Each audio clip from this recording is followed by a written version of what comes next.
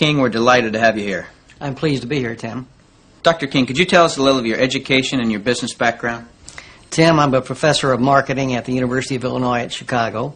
I got my bachelor's and master's degrees from the University of Texas in Austin, spent a tour of duty with the Exxon Corporation, and then returned to get my doctorate in business administration from Harvard University. More important to this discussion, over the last 6 years, I've been involved in doing research, teaching, and consulting in network marketing. So coming from such a conservative school, and I know you a little bit and I know you to be very conservative, what caused you to look at network marketing to begin with? In 1990, we had a major economic recession in the United States. The Midwest and Chicago particularly were very badly hit. As a result, the interviewers stopped coming to campus. We were graduating hundreds of students a semester, and they weren't getting jobs. Our alumni were coming back to us, losing their jobs, looking for help, and we had nothing to offer them. Now, I started looking, because of my background in business consulting, at alternative career paths. I went out and I looked at starting your own business, at home-based businesses. I looked at franchising. I looked at direct selling. And in the direct selling arena, I backed into network marketing. Now, I was very cynical, skeptical. Tim, I was negative about network marketing. They don't teach network marketing at the Harvard Business School, and I didn't know much about it. The end result was one of my students who was on the team asked me, "Why are you so negative about network marketing?" I looked at that young man and I said, "Son, I know enough to know I don't want to know any more." That student looked at me and he said, "Professor, if I gave you that answer to that question with no more information than you have, you would give me an F." I turned to him and I said, "Son, you're absolutely right. I have no basis for that conclusion. You just made an A."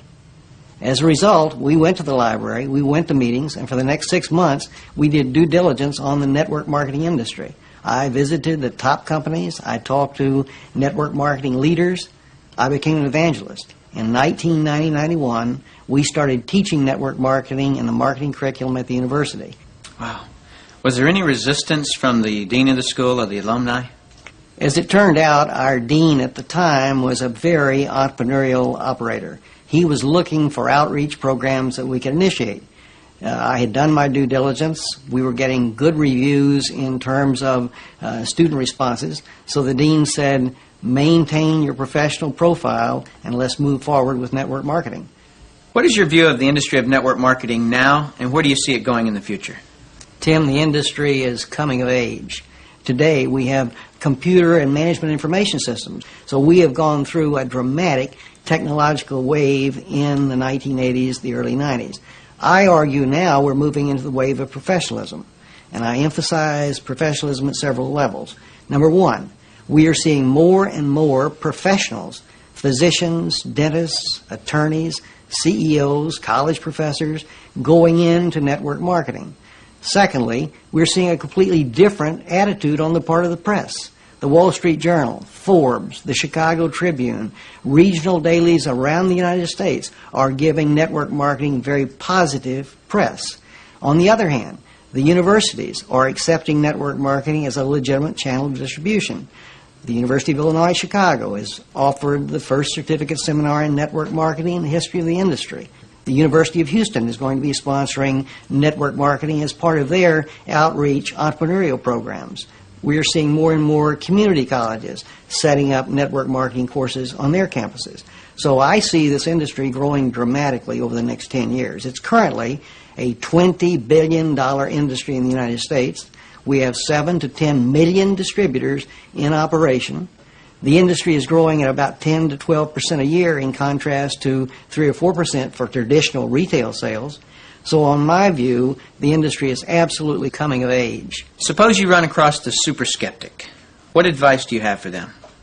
Tim, I would recommend they do precisely what I did. I was a super skeptic. I did my due diligence, I investigated the industry, and I drew my own conclusion. I strongly recommend that you do your due diligence and then begin to define precisely what role you want to play in the network marketing industry. Set realistic expectations. If there is a single cause for failure in this industry, it's the get-rich-quick syndrome, thinking that you can come into the industry and make enormous sums of money with no work. I argue, by contrast, that if you set realistic expectations, you develop a plan of action to guide your business development, you can be